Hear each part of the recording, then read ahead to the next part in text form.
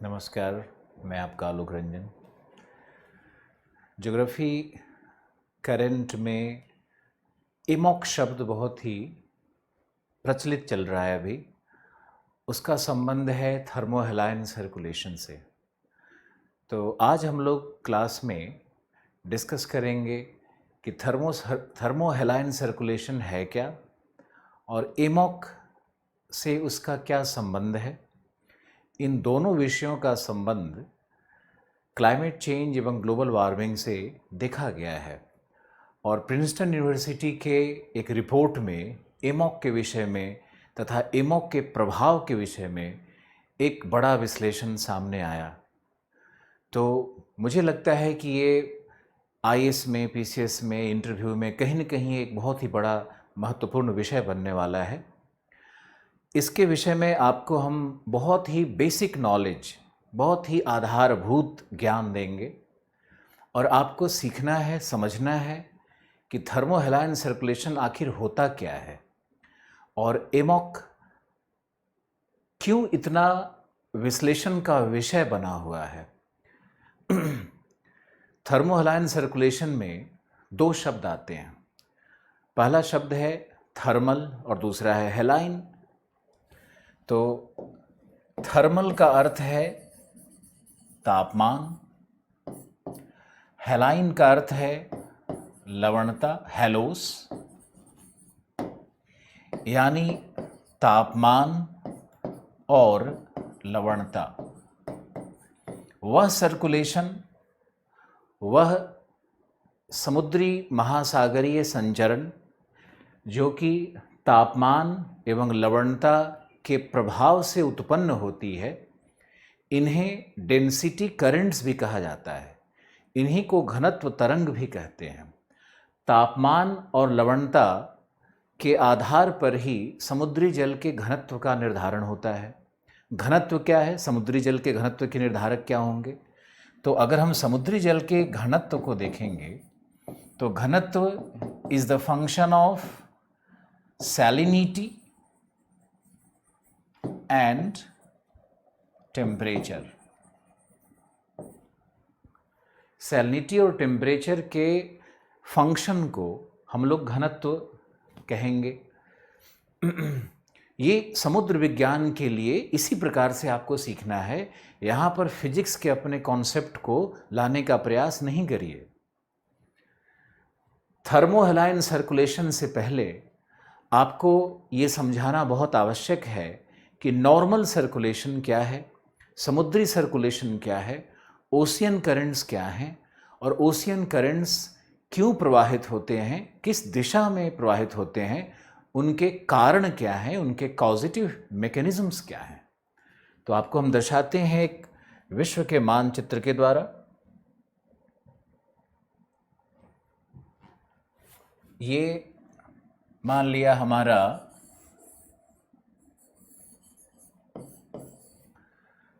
South America और north America का एक आउटलाइन लिया गया है। ये हमने ग्रीनलैंड बना दिया। ये हमारा 0 डिग्री इक्वेटर है और ये अफ्रीका,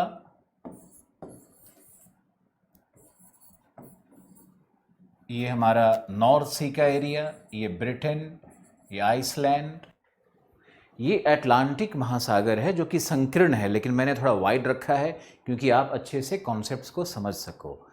अब आपको हम दर्शाते हैं कि 0 से 30 डिग्री के मध्य, 30 डिग्री पर उच्च दाब है, 0 डिग्री पर निम्न दाब है। दक्षिणी गोलार्ध में भी 30 डिग्री पर हाई प्रेशर है और 0 डिग्री इक्वेटर पर निम्न दाब होता है। हाई प्रेशर से लो प्रेशर की ओर पवन का प्रवाह होगा और कोरियोलिस प्रभाव के कारण ये पवन नॉर्थ ईस्टर्ली उत्तरी गोलार्ध में एवं साउथ ईस्टर्ली दक्षिणी गोलार्ध में बन जाती हैं। कोरियोलिस क्या है, कोरियोलिस का प्रभाव कैसे उत्पन्न होता है, ये हम लोग किसी अन्य क्लास में सीखेंगे। आज हमारा विषय है थर्मोहेलाइन सर्कुलेशन। ज्योग्राफी में विषय से विषयांतर होने की बड़ी संभावना होती है, क्योंकि ज्योग्राफी एक इंटरलिंक सब्जेक्ट है। अब ये जो पवन चल रही है, तो ये कोस्टल वाटर को गिनी कोस्ट के, ये गिनी कोस्ट है, तो गिनी कोस्ट के कोस्टल वाटर को ड्राइव करेगी। इसको कहते हैं frictional drag of the wind. तो नॉर्थ ईस्टर्ली ट्रेड और साउथ ईस्टर्ली ट्रेड दोनों ही फ्रिक्शनल ड्रैग के द्वारा धाराओं को उत्पन्न करती है। ये सतही धाराएं हैं और लगभग यह 200 मीटर से 350 मीटर की गहराई तक या 200 फैदम से 100 फैदम की गहराई तक ये धाराएं सतह पर चलती हैं। अब इन धाराओं का जो स्वरूप है वो कुछ इस, यहाँ पर जो कोस्टल कॉन्फ़िगरेशन है उससे टकरा कर ये मुड़ जाती हैं। फिर ये पछुआ पवन के प्रभाव में आएगा। ये यहाँ पर पछुआ पवन है, तो पछुआ पवन के प्रभाव से यही धाराएं पुनः नॉर्थ वेस्टर्न यूरोप की ओर मुड़ जाती हैं। और ये गर्म जल का विस्तार हो रहा है विषुवत से या दक्षिणी भाग से उत्तरी भाग की ओर। अगर हम इस गोलार्ध को एक मान लें तो ये दक्षिणी भाग कहलाएगा।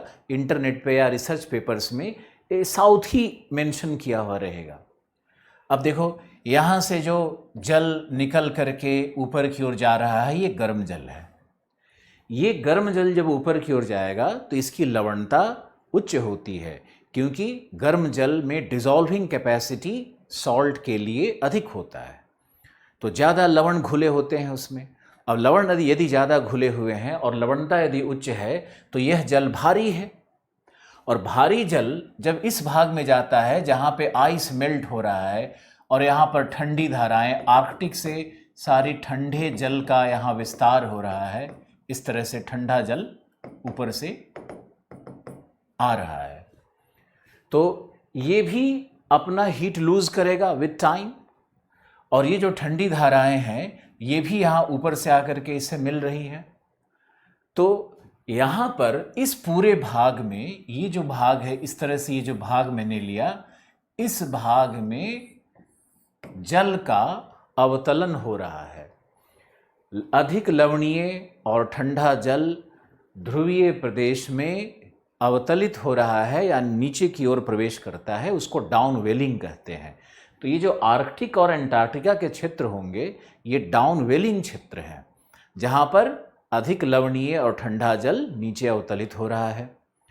यहाँ पर लवणता इस कारण से भी बढ़ सकती है कि जब बर्फ जमता है, जब हिम जमता है, तो हिम के जमने के क्रम में आइस का एक प्रॉपर्टी होता है कि वह सॉल्ट को रिलीज करे।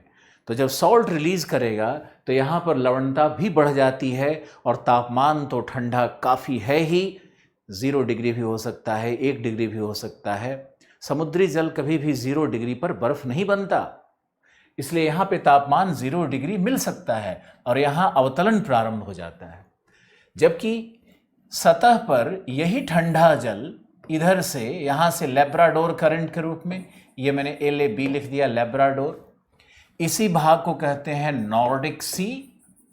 ये नॉर्डिक सी है, ये नॉर्डिक सी का भाग है, नॉर्डिक सी का भाग है। नॉर्डिक एक ह्यूमन रेस है, जो आर्य थे वो नॉर्डिक रेस के हुआ करते थे और उनका उत्पत्ति स्थल नॉर्वे से लेकर के, आइसलैंड से लेकर के, ये जो स्कॉटलैंड है, वेल्स है, वहाँ पे उनकी उत्पत्ति मानी जाती है नॉर्डिक रेस की। जर्मन भी नॉर्डिक रेस के व्यक्ति होते हैं। तो ये सारा नॉर्डिक सी और लैब्राडोर से जो ठंडा जल है वो सतह पर कोल्ड करंट के रूप में आता है और यहाँ जो ये करंट है इसको गल्फ स्ट्रीम कहते हैं, जो कि दुनिया की सबसे पावरफुल धारा है। इसकी सबसे अधिक वेलोसिटी होती है। यहाँ पर उच्च वेलोसिटी का मूल कारण है कि तापीय प्रवणता बहुत उच्च होता है। हमारे गोलार्धों में अगर आप जाओगे तो 40 डिग्री से नॉर्थ हीट डेफिसिट जोन है, जहाँ ऊष्मा कम है, और 40 डिग्री से साउथ हीट सरप्लस जोन है। तो ये हीट सरप्लस जोन से हीट डेफिसिट जोन की ओर ऊष्मा का, एनर्जी का निरंतर ट्रांसपोर्ट होता है इन समुद्री धाराओं के द्वारा। तो यहाँ पर जो डाउन वेलिंग जोन है, तो डाउन वेलिंग जोन, मान लो कि समुद्री धाराएं सतह पर गर्म होकर के आई और यहाँ ठंडी धाराओं से टकरा करके जो डाउन वेलिंग हो रहा है ठंडे जल का वहाँ पर, तो वो धारा अंतः धारा के रूप में लगभग कुछ 600 फीट की गहराई पर, कई बार वो 600 फैदम की गहराई पर एक धारा प्राप्त होती है। जो धारा अंतः धारा है, गहराई में धारा है, डेंसिटी के कारण उसमें ग्रेडियंट बनता है, हाई डेंसिटी से लो डेंसिटी की ओर जो प्रवाह हो रहा है। तो ये जो प्रवाह है, ये जो अंतः धारा का प्रवाह है, यही थर्मोहेलाइन सर्कुलेशन कहलाता है। तो ये थर्मोहेलाइन सर्कुलेशन क्या हुआ? जो लवणीय एवं ठंडा जल ध्रुवीय किनारों के पास अवतलित हो रहा है डाउनवेलिंग जोन में, उस डाउनवेलिंग जोन के लगभग 6000 फीट तक भी गहराई हो सकती है, कहीं कहीं पर यह गहराई और भी थोड़ी कम मिलती है। उस गहराई पर एक धारा का प्रवाह देखा जाता है समुद्र के अंदर। ये थर्मोहेलाइन सर्कुलेशन क्यों कहा जा रहा है? क्योंकि उसमें जो प्रवाह की शक्ति है, जो एनर्जी ऑफ ट्रांसपोर्ट है, उसका मूल कारण है डेंसिटी डिफरेंस। और डेंसिटी किसका फंक्शन है? तापमान एवं लवणता का। तो आप उसको डेंसिटी करंट कह लो या थर्मोहेलाइन सर्कुलेशन कह लो, वो एक ही बात है। आईएएस के एग्जाम में डेंसिटी करंट मेंस में आया हुआ है, तो लोग परेशान थे कि पता नहीं क्या पूछा ये। अब हम देखते हैं कि इसी तरह से दक्षिणी गोलार्ध में भी धाराओं का प्रवाह मिलता है। अब थर्मोहेलाइन के एक स्वरूप को हम देखते हैं कि थर्मोहेलाइन वास्तविक रूप में किस रूप से प्राप्त होता है। तो हमारे पास एक प्रिंसटन यूनिवर्सिटी के रिसर्च पेपर का एक डायग्राम है। हम बड़े आभारी हैं ये साहब के, ये कुलब्रॉट साहब हैं, प्रोफेसर कुलब्रॉट हैं। तो इनका आप देखो ये कि कैसे सर्कुलेशन हो रहा है। ये जो रेड है ये सरफेस फ्लो है, रेड जो लाइन दिख रहा है ये सरफेस फ्लो है। और उसके बाद ये जो डीप फ्लो दिख रहा है, ये जो नीचे में ये डीप फ्लो दिख रहा है इस कलर में, ये जो डीप फ्लो दिख रहा है नीचे में, इस तरह से जो डीप फ्लो है ये इस तरह से, जिसको मैंने अभी रेड लाइन से ड्रॉ कर दिया है। अटलांटिक पे ही कॉन्सेंट्रेट करते हैं, अटलांटिक को ही समझते हैं, सारे चारों तरफ देखने की कोशिश नहीं करनी है। तो ये जो डीप फ्लो है यही थर्मोहेलाइन सर्कुलेशन है। तो ये थर्मोहेलाइन सर्कुलेशन काउंटर सर्कुलेशन है किसका? सरफेस सर्कुलेशन का। जैसे सतह पर ओशियन करंट चलता है तो गहराई में उसके विपरीत दिशा में, लगभग विपरीत दिशा में डेंसिटी करंट चलते हैं जो थर्मोहेलाइन सर्कुलेशन कहलाते हैं। तो कुल मिलाकर आप देखो तो ये एनर्जी का सरप्लस जोन से डेफिसिट जोन की ओर नेट ट्रांसपोर्ट होने का एक ओशियनिक मैकेनिज्म है। और इसका संबंध सिर्फ समुद्र से नहीं है, इसका संबंध वायुमंडल से भी है, एटमॉस्फेयर से भी है। जैसे विंड का अगर फ्रिक्शनल ड्रैग रोक दिया जाएगा तो ये थर्मोहेलाइन भी नहीं होगा, ये सरफेस सर्कुलेशन भी नहीं होगा, कोरियोलिस का भी इन पर प्रभाव होता है। तो इसका जो थर्मोहेलाइन की व्याख्या जब की जाती है तो उसको सिर्फ अंतःसागरीय सर्कुलेशन नहीं कहा जाना चाहिए, बल्कि यह एक कन्वेयर बेल्ट फैशन में जल का निरंतर कोल्ड अपवेलिंग जोन से उठना, डाउन वेलिंग जोन में उसका प्रवेश करना और पुनः कोल्ड अपवेलिंग जोन से उठना, ये सबसे बड़ा फैक्टर होता है या इनका मूल स्वरूप यही होता है।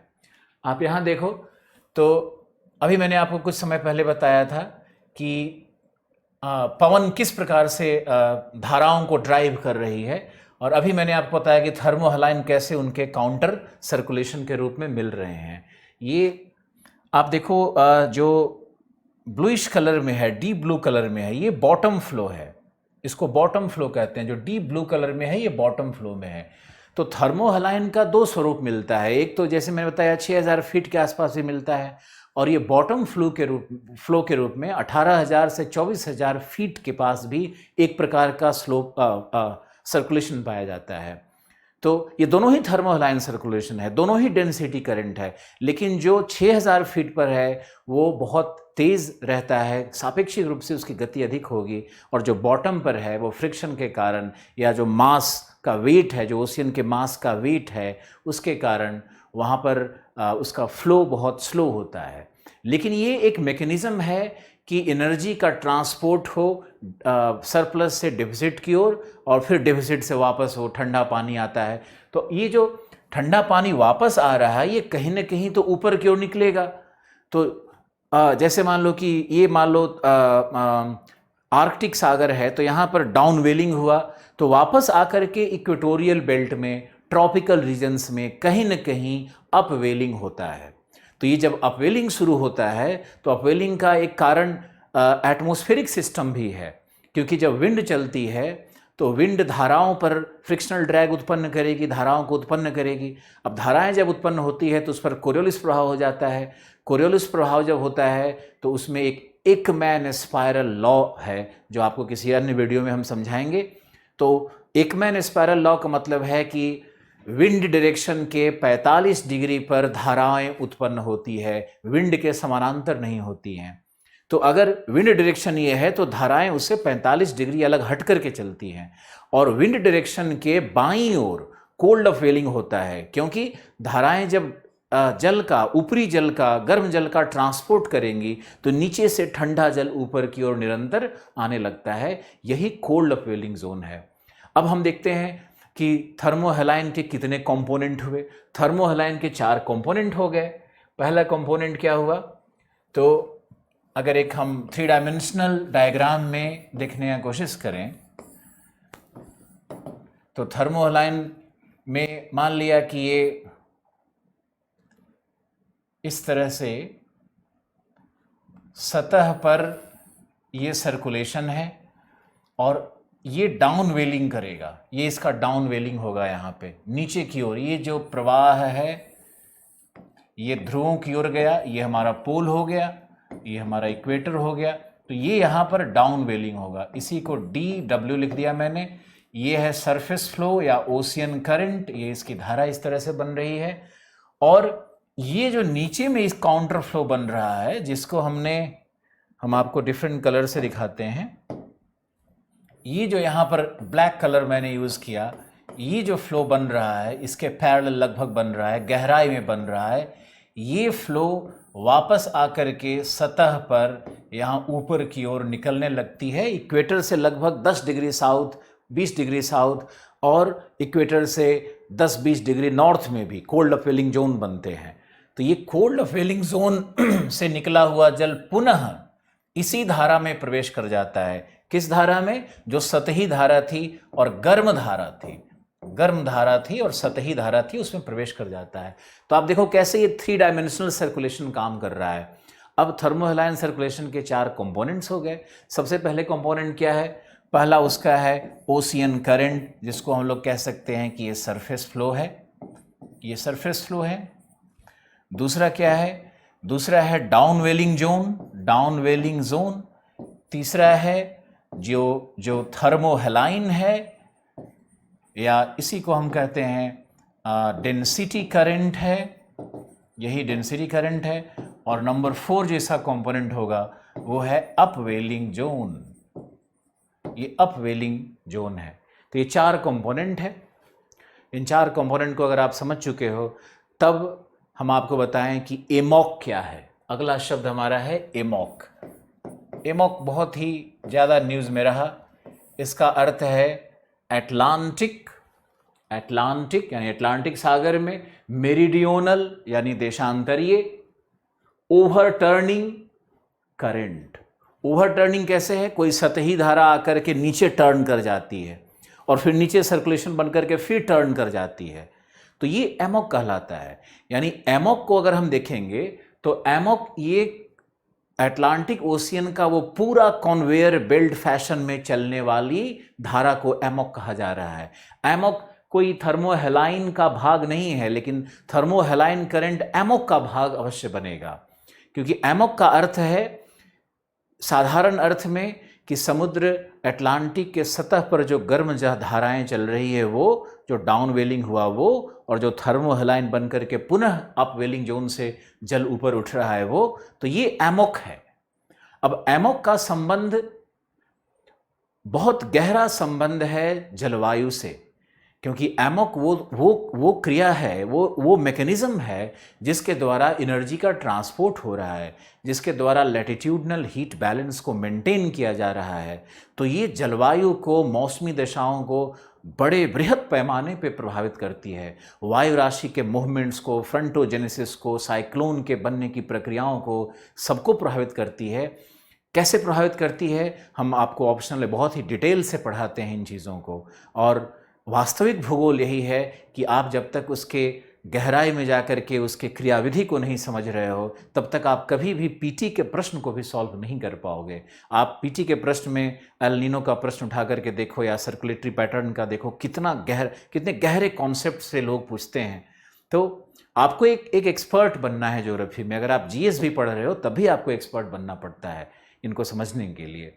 आपको हम दर्शाएं कि एमॉक का अटलांटिक ओशियन से क्या संबंध है, जलवायु पे क्या प्रभाव है, और वर्तमान में ये न्यूज़ में क्यों रहा और क्यों इतनी चर्चा का विषय बना हुआ है।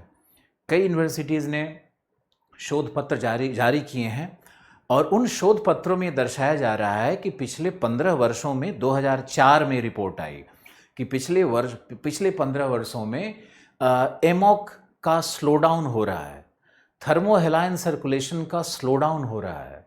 और थर्मो हेलाइन सर्कुलेशन अगर स्लो डाउन करती है तो ग्लोबल वार्मिंग की प्रक्रिया बढ़ जाती है। हम समझते हैं कैसे थर्मो हेलाइन सर्कुलेशन या एमॉक अगर रुकता है या उसकी गति में परिवर्तन होता है तो जलवायु को कैसे प्रभावित करता है और ग्लोबल वार्मिंग को कैसे प्रभावित करता है, इसको भी समझते हैं।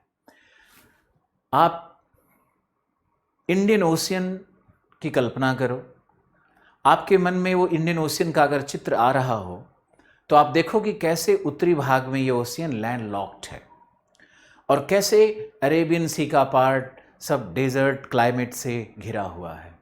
तो जो इंडियन ओशियन का टेम्परेचर है वो उच्च रहता है, लवणता भी उच्च रहती है। बे ऑफ बंगाल के कुछ किनारों में लवणता भले ही कम हो, लेकिन सामान्य रूप से इंडियन ओशियन की लवणता आज जलवायु परिवर्तन के परिदृश्य में ऊंची है। पुरानी किताबों का रेफरेंस नहीं लेना है, क्योंकि आईपीसीसी के पेपर में ये पता चल चुका है कि जो ग्लोबल वार्मिंग का सबसे अधिक प्रभाव देखा जा रहा है वो इंडियन ओशियन पर देखा जा रहा है। और इंडियन ओशियन का तापमान कहीं न कहीं 0.6 डिग्री सेंटीग्रेड बढ़ चुका है अपने सामान्य से, तो लवणता भी इसकी बढ़ रही है। अब ऐसा करते हैं कि समझते हैं इसको कि इंडियन ओशियन पर यदि तापमान निरंतर बढ़ रहा हो ग्लोबल वार्मिंग के कारण, तो यहाँ पे कन्वेक्शनल सिस्टम, जो संवहनीय जो वाष्पीकरण का दर है, जो संवहन की क्रियाएं हैं, वो तीव्र हो जाती हैं। और जब ये संवहन तीव्र हो जाएगा तो ये अटलांटिक से वहाँ के मॉइस्चर को अपनी ओर आकर्षित कर लेता है और अटलांटिक में मॉइस्चर की कमी हो जाती है और अटलांटिक में वर्षाहीनता या वर्षा में कमी आने लगती है, जबकि इंडियन ओशियन पे वर्षा की मात्रा बढ़ जाती है। ये एक अद्भुत घटना है। अब मान लो कि ठंडे जल का पिघलन ज़्यादा हो रहा हो, कहाँ? अटलांटिक में, ग्लोबल वार्मिंग के कारण। इंडियन ओशियन तो ठंडे जल से, ठंडी धाराएं तो है नहीं इसमें उत्तरी भाग में, क्योंकि यहाँ कोई बर्फ पिघलन तो है नहीं, ये तो एक ट्रॉपिकल सी है, ये तो एक लैंडलॉक सी है उत्तर में। लेकिन अटलांटिक का परिदृश्य कुछ और है। अटलांटिक में अगर आप जाओगे तो वहाँ ग्रीनलैंड और आर्कटिक का जो पार्ट है वो मेल्ट करके, निरंतर मेल्ट करके ग्लोबल वार्मिंग में ठंडे जल को मिला रहा है। तो वैसे भी जो अटलांटिक का तापमान है वो टेम्परेट जोन में कहीं ना कहीं कम हो रहा है। और दूसरा कि जो नेट ट्रांसपोर्ट ऑफ एनर्जी था साउथ से नॉर्थ की ओर, यानी विषुवतीय प्रदेश, ट्रॉपिकल प्रदेश से ध्रुवों की ओर, ये नेट ट्रांसपोर्ट ऑफ एनर्जी भी कहीं ना कहीं घट रहा है। क्यों घट रहा है? उसका मूल कारण क्या है कि जो ट्रांसपोर्ट हो रहा है जलवाष्प का, या जो एनर्जी का ट्रांसपोर्ट है, वो वायु राशियों के द्वारा कहीं न कहीं अटलांटिक से इंडियन ओशियन की ओर हो जा रहा है। तो समुद्र की लवणता भी थोड़ी कम होती है उससे, और क्या हो रहा है कि समुद्र जल का तापमान भी थोड़ा कम हो जाता है। तो इस दशा में यदि तापमान और लवणता निरंतर घटेगा तो थर्मोहेलाइन सर्कुलेशन या डेंसिटी सर्कुलेशन ये कमज़ोर पड़ेंगे, यानी कि एमॉक कमज़ोर पड़ जाएगा। और अगर एमॉक कमज़ोर पड़ जाता है तो जो भाग नॉर्थ सी के पास है, जो नॉर्थ सी के पास भाग है, या जो नॉर्डिक सी, हमने आपको बार बार रेफरेंस आपको दिया है, तो ये नॉर्डिक सी के पास आप देखोगे, जैसे ये डेनमार्क स्ट्रेट है, डेविस स्ट्रेट है, ये लेब्राडोर है, लेब्राडोर बेसिन दिखा रहा है, ये ग्रीनलैंड है। तो ये जो करंट नॉर्थ अटलांटिक करंट है यही कमज़ोर पड़ रहा है। तो यहाँ पर डाउन वेलिंग की प्रक्रिया क्या होगी, क्षीण हो जाएगी। अब डाउन वेलिंग क्षीण हो गया तो नीचे जो सर्कुलेशन था थर्मोहेलाइन वो भी कमज़ोर पड़ गया। यानी ओवरऑल जो अटलांटिक मेरिडियोनल ओवरटर्निंग करंट है वो देशांतरीय ओवरटर्निंग करंट है, वो कहीं न कहीं क्षीण हो जाता है। अब क्षीण होने से क्या प्रभाव पड़ेगा, इसके कई दुष्प्रभाव पड़ रहे हैं और इसके कई मौसमी विशेष अजीब मतलब मौसमी परिघटनाएं भी विशिष्ट रूप से कुछ अलग तरह से उत्पन्न हो रही हैं, उसका हम लोग एक विश्लेषण करेंगे। लेकिन अभी आप देखो कि ये नॉर्थ अटलांटिक करंट कैसे जाकर के नीचे की ओर यहाँ सबडक्शन होगा और ये ईस्ट ग्रीनलैंड करंट कोल्ड है, ये सब दिखा रहा है जनरल पैटर्न।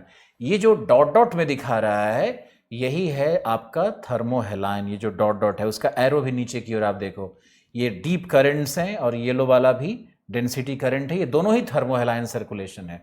इसी तरह से पानी वापस लौटता है अंतः समुद्री जल के रूप में। अब आप समझो कि 15 साल में Atlantic meridional overturning current slow हो रहा है, जिसका सीधे सीधे संबंध क्लाइमेट चेंज से माना गया है। इंडियन ओशियन में कैस्केडिंग इफेक्ट है। कैस्केडिंग इफेक्ट क्या है वो हम आपको समझाते हैं। और कैस्केडिंग इफेक्ट के कारण जंप स्टार्ट का एक कॉन्सेप्ट आया हुआ है कि जंप स्टार्ट क्या है, तो हम लोग समझेंगे कि जंप स्टार्ट क्या है। इसका एक सीक्वेंस है। सबसे पहले आप समझो कि ग्लोबल वार्मिंग के कारण इंडियन ओशियन में हीटिंग होगा। ग्लोबल वार्मिंग के कारण इंडियन ओशियन का टेम्परेचर उच्च हो रहा है। क्यों ऐसा हो रहा है? क्योंकि वो लैंडलॉक्ड है और एब्जॉर्प्शन ऑफ हीट ज़्यादा है, ट्रॉपिकल है, लैंडलॉक्ड है नॉर्थ से भी और ट्रॉपिकल ओशियन है। तो ये इंडियन ओशियन का टेम्परेचर उच्च हो रहा है, जिसके कारण यहाँ पे इवेपोरेशन, यानी यहाँ पर इवेपोरेशन, मैंने इसको समझा दिया है वैसे तो आपको, इवेपोरेशन का रेट हाई होगा। अब इवेपोरेशन का रेट हाई होगा तो इसका मतलब है कि वहाँ हाई रेनफॉल होगा। इंडियन ओशियन में रेनफॉल क्या होगा? तो हाई रेनफॉल होगा, हाई रेनफॉल होगा। अब हाई रेनफॉल होगा तो अटलांटिक में क्या होगा? लो रेनफॉल होगा। तो अगर हम लोग अटलांटिक का परिदृश्य देखें तो यहाँ पर लो रेनफॉल होगा। क्यों लो रेनफॉल हुआ? क्योंकि सारा मॉइस्चर कहाँ ट्रांसपोर्ट होकर के चला गया? तो ये चला गया है इंडियन ओशियन की ओर चला गया है। इसके बाद क्या होगा? High salinity. अगर यहाँ पे रेनफॉल, अटलांटिक में अगर रेनफॉल कम है तो यहाँ पर सैलिनिटी जो ट्रॉपिकल ओशियन की है वो सैलिनिटी बढ़ने लगेगी। अब सैलिनिटी जब बढ़ने लगती है तो गति में वृद्धि हो जाती है, और गति में यदि वृद्धि होगी तो जो डाउन वेलिंग की प्रक्रिया है आर्कटिक के पास, उसमें अचानक तीव्रता आती है जिसे हम जंप स्टार्ट कहते हैं। ये जंप स्टार्ट बहुत ही पॉपुलर टर्म बना है। तो ये जंप स्टार्ट के कारण थर्मोहेलाइन को पुश मिल जाता है कई बार। तो ये विषय कुछ ऐसा हो चुका है कि इस पर कोई भी रिसर्च पेपर ऑथेंटिसिटी के साथ ये नहीं कह पा रही है कि ग्लोबल वार्मिंग का वास्तविक प्रभाव एमॉक पर क्या होगा, क्या वास्तव में वह तीव्र हो रही है या स्लो हो रही है। अधिक से अधिक रिसर्च ये दर्शा रहे हैं कि थर्मोहेलाइन सर्कुलेशन और एमॉक में निरंतर कमी आ रही है। अब ये समझना आवश्यक है कि निष्कर्ष क्या लें हम लोग, और एक छात्र को क्या निष्कर्ष लेना है। तो सारे रिसर्च पेपर अब ये कह रहे हैं, एक दो को छोड़ करके, कि इवन दो जंप स्टार्ट जैसा फिनोमेना पाया जा रहा है कि थर्मोहेलाइन कभी कभी अचानक बीच में तीव्र हो जाती है, लेकिन वास्तविकता यह है कि थर्मोहेलाइन सर्कुलेशन या एमॉक की गति में कमी आ रही है। ये निष्कर्ष होगा। अब हम देखते हैं कि इसका प्रभाव क्या होगा।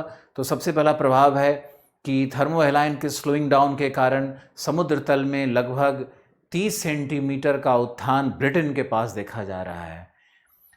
थर्मोहेलाइन चूंकि डाउन वेलिंग की प्रक्रिया कम होगी और वहाँ पर हिम पिघलन से जल का जमाव अधिक होने लगता है, इसलिए समुद्र तल में उत्थान होने लगता है। ये अनुमानित है कि 21वीं सेंचुरी के अंत में लगभग 80 सेंटीमीटर तक समुद्र का तल ऊपर की ओर उठेगा। और 25% जो energy transport to the north है उसमें भी कमी आ जाएगी। 25%, मान लो कि आज 100 यूनिट ऊर्जा इक्वेटोरियल रीजन से ध्रुवों की ओर जाती थी, तो 75% ऊर्जा ही वहाँ ट्रांसपोर्ट हो पाएगी। इसका भी बड़ा प्रभाव होगा। इसका अर्थ है कि इक्वेटोरियल बेल्ट में, ट्रॉपिकल बेल्ट में बड़ी मात्रा में, विशाल मात्रा में ऊर्जा का संकलन प्रारंभ हो जाएगा। इसके कारण ट्रॉपिकल साइक्लोन्स या हरिकेन के इंटेंसिटी और मैग्नीट्यूड पर भी फर्क पड़ेगा। उनकी संख्या बढ़ जाएगी, उनकी विनाशकता बढ़ जाएगी, हरिकेन पवनों की गति बढ़ जाएगी। दो और निष्कर्ष इसका बहुत इंपॉर्टेंट है। पहला ये है कि फिशिंग बेल्ट पर प्रभाव पड़ेगा, मैरीन इकोसिस्टम पर प्रभाव पड़ेगा, कोरल रीफ पर प्रभाव पड़ेगा, क्योंकि ट्रॉपिकल एरिया में अगर हम तापमान को बढ़ने देते हैं या 25% तापमान भी अगर बढ़ जाता है तो कोरल ब्लीचिंग की क्रिया हो सकती है और फिशिंग बेल्ट का भी, फिश का भी माइग्रेशन हो सकता है। इसके अलावा सारगेसो सी में अगर हम देखें तो सारगेसो सी में एल्गी बूम आएगा और रेड एल्गी बूम की भी संभावना बनती है। उसको कहते हैं रेड टाइड्स, क्योंकि पूरा समुद्र रेड एल्गी के कारण जब लाल हो जाता है तो उसको रेड टाइड्स कहते हैं। और जब रेड टाइड फिनोमेना होगा तो उसमें अन्य जीव वहाँ पर जीवित नहीं रह सकते हैं, सारे जीव लगभग मर जाते हैं और वह एक बायोलॉजिकल डेजर्ट बन जाता है। तो यहाँ पर हमने आपको रेड टाइड की संकल्पना और बायोलॉजिकल डेजर्ट की संकल्पना को भी आपको संक्षिप्त में समझाया है, जो कि भूगोल के बहुत ही सुंदर और बहुत महत्वपूर्ण विषय है। जो एमुक सर्कुलेशन है, जो ये थर्मोहेलाइन का ऊपर नीचे का सारा सर्कुलेशन, जो ये कन्वेयर बेल्ट फैशन में जो चल रहा है ये सर्कुलेशन, ये कार्बन सिंक का सबसे बड़ा क्षेत्र होता है। ये हीट सिंक या कार्बन सिंक का क्षेत्र कहलाता है, जो कि नॉर्डिक सी या जो नॉर्थ सी से लेकर के जो आइसलैंड का सी और ग्रीनलैंड का सी है, इस भाग को कहा जाता है। तो ये कार्बन सिंक का सबसे बड़ा क्षेत्र है। ये यहाँ पे अगर ये जो सतही जो ओशियन करंट्स हैं जाकर के यहाँ पर अगर उनकी गति में परिवर्तन हो या उनका नकारात्मक परिवर्तन हो, गति कम हो जाए, तो जो ऊर्जा का ट्रांसपोर्ट है वो भी खत्म हो गया। और दूसरा कि ओशियन में जहाँ भी सबसे अधिक एल्गी और फाइटोप्लैंक्टॉन्स होते हैं, तो फाइटोप्लैंक्टॉन्स ही वायुमंडलीय कार्बन को, CO2 को एब्जॉर्ब करते हैं श्वसन की क्रिया में, और उनके मृत्यु के पश्चात वो ओशियन बॉटम पे डिपॉजिट हो जाते हैं। इसे बायोलॉजिकल पंपिंग भी कहते हैं। तो ये कार्बन सिंक इसीलिए बना हुआ है वहाँ पर, क्योंकि जहाँ पर ये ठंडी और गर्म धाराओं का मिलन का क्षेत्र है, वहाँ पर एल्गी और वहाँ पर फाइटोप्लैंक्टॉन्स, वहाँ पे अन्य प्लैंक्टॉन्स बड़ी मात्रा में होते हैं जो CO2 को अवशोषित करते हैं। तो अगर ये एमॉक की गति में कमी हो तो जो कार्बन सिंक का एरिया है वो सब भी कहीं न कहीं क्षीण पड़ जाता है, जिसके कारण वायुमंडल में CO2 की मात्रा बहुत बढ़ने लगेगी और ग्लोबल वार्मिंग की परिघटना और इंटेंस और तीव्र हो जाएगी। आशा है कि आपने इस लेक्चर को सुना और समझा।